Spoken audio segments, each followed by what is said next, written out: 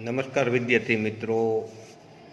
पाठ 21वां क्रांतिकारी शेखर का बचपन। पाठ आइए पन्ना नंबर 103।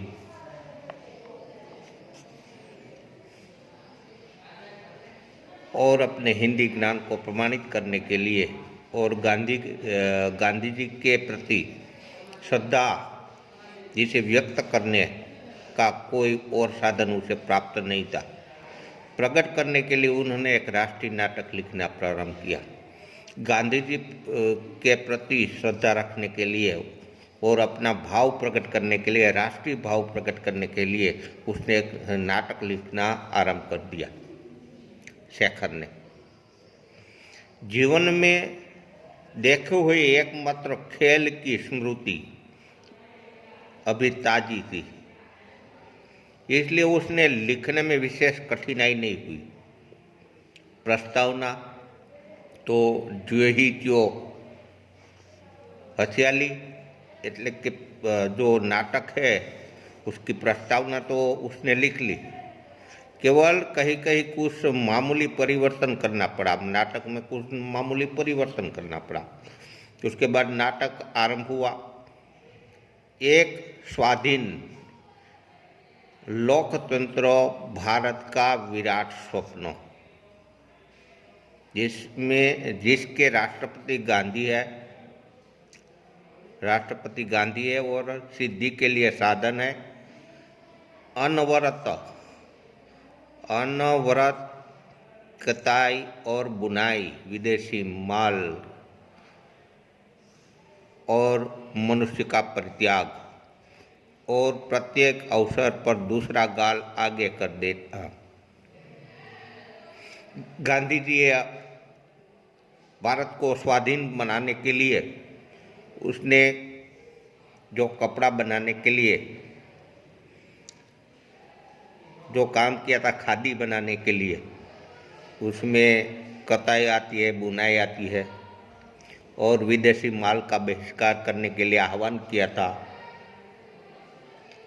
वो, और विदेशी व्यक्तियों जो यानी कि अंग्रेजों को परित्याग किया था, और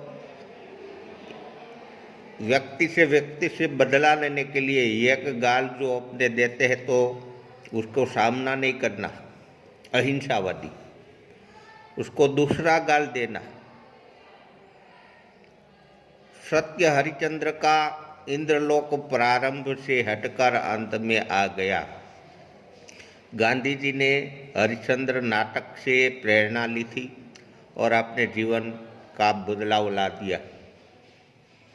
और ऊपर शेखर की प्रतिभा द्वारा सूर्यास्त से सुनहरे टापू की छाप लेकर शेखर के नाटक का अंतिम दृश्य था स्वाधीन और बाधाहीन, किसी अड़चन नहीं होती है ऐसा भारत, एक स्थूल आकार प्राप्त स्वप्न।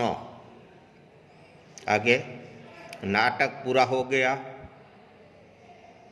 शेखर ने सुंदर देसी स्याही से अपनी प्रतिलिपि तैयार की, उसकी नकल तैयार की और अपने पुस्तकों के नीचे छिपा कर रख दिया। कहीं कोई देख ले तो उसका विरोध कर सके, इसलिए उसने छिपाकर अपने पुस्तकों के बीच में छिपाकर वो नाटक की प्रतिलिपि रख दी। पहले साहित्य प्रयत्नों की गति उसे अभी याद थी, इसलिए उसने अपना यह नाटक, यह अमूल्य रत्न किसी को नहीं दिखाया, सरस्वती को भी नहीं। और हर समय जहाँ वह जाता उसके मन में एक ध्वनि गूंजा करती, मैं शेखर हूँ, एक अपूर्व नाटक का लेखक चंद्रशेखर, और मैंने अकेले ही बिना किसी की सहायता के अपने हाथों से उसका निर्माण किया है। स्वाधीन बाधाहीन भारत का यह चित्र मैंने ही बनाया है। आगे शेखर के पिता एक दिन के लिए, किसी काम के लिए दौरे पर जा रहे थे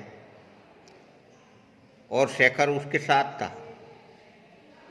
बांकीपुर स्टेशन पर सामान रखकर पिता पुत्र प्रतीक्षा रूम यानी कि वेटिंग रूम में बाहर टहल रहे थे। शेखर कुछ आगे था, पिता उसके पीछे पीछे टहल रहे थे प्रतीक्षा रूम के बाहर। बांकीपुर रेलवे स्टेशन की बात है। पास से एक लड़का आया और शेखर की ओर उन्मुक्त होकर उसके सामने होकर अंग्रेजी में बोला, तुम्हारा नाम क्या है? What is your name? Shekhar ने सिर से पैर तक उसने देखा। वो लड़का को पैर से सिर तक देखा।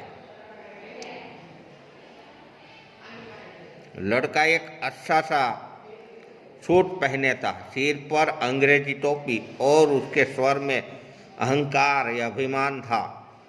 शायद वह अपने अंग्रेजी ज्ञान का परिचय देना चाहता है कि मैं ही अंग्रेजी जान सकता हूँ, तुम लोग नहीं जान सकते। इसलिए उसने पूछा, तुम्हारा what is your name? Shekhar को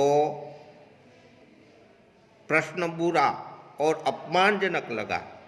उसने उत्तर नहीं दिया। कुछ इसलिए नहीं दिया कि पीछे पिताजी थे और पिताजी की उपस्थिति में बात करने को वह झिझकता था, थोड़ा खिसकता था।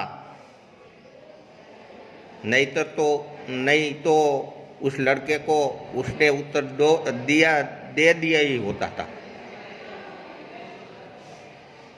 उस लड़के ने समझा उसका सामना करने वाला यही कोई नहीं है। ये लड़का शायद अंग्रेजी ही नहीं, उसके तनिक और रुआब में कहा, my name is, do you go to school? मेरा नाम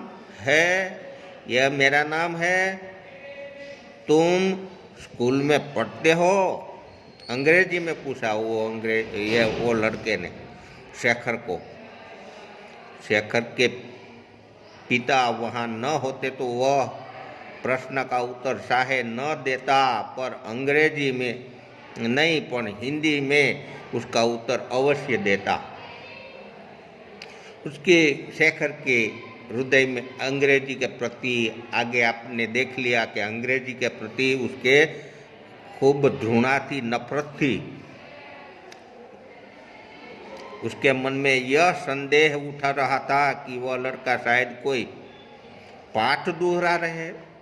अंग्रेजी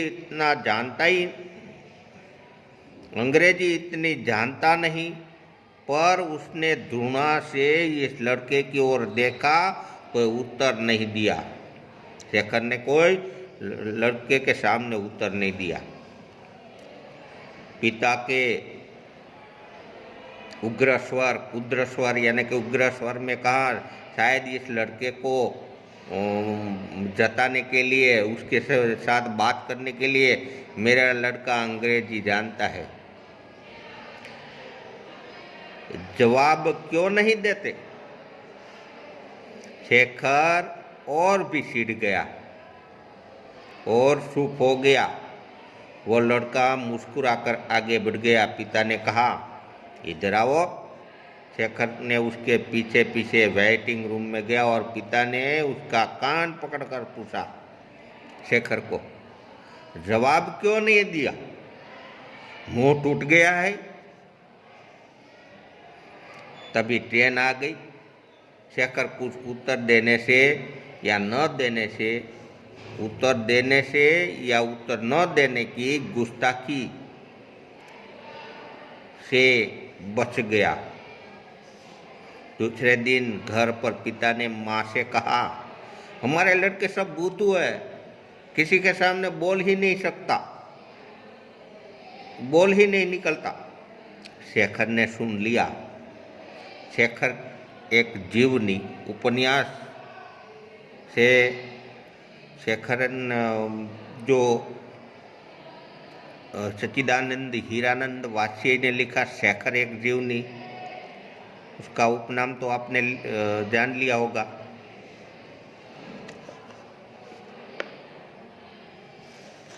क्या बताया था नाम?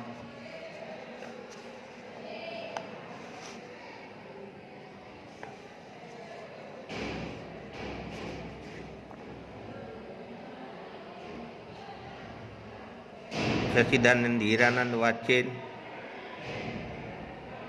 उसका उपनाम है अज्ञेय जी। अज्ञेय जी ने जो उपन्यास लिखा है उसमें से पहला भाग लिया है ये पाठ का। अब आगे सारांश देखे, शब्दार्थ या टिप्पण देखे तो शैशव यानी कि बचपन, बोलबाला यानी कि अति प्रसिद्ध सुप्रसिद्ध, अनुमति या सहमति, अंकुश यानी कि नियंत्रण, परित्याग यानी कि बहिष्कार करना।